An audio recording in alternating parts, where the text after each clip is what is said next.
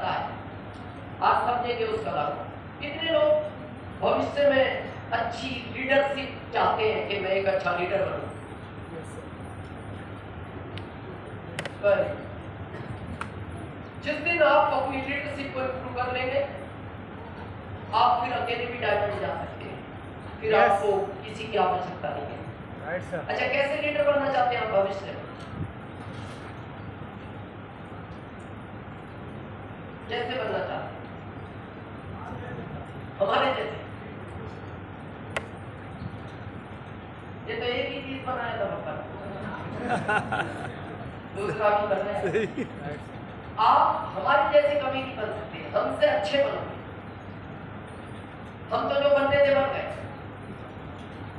अच्छा लीडरशिप बनना है, तो ये ध्यान रखना कभी किसी की नकल नहीं करना। अच्छा लीडर बनने के लिए बहुत लोग क्या है, कॉपी करते हैं, जैसे बीसी सर बोलने जैसी, कोठारी सर के बोलने जैसी, पवन लाठी सर के बोलने जैसी।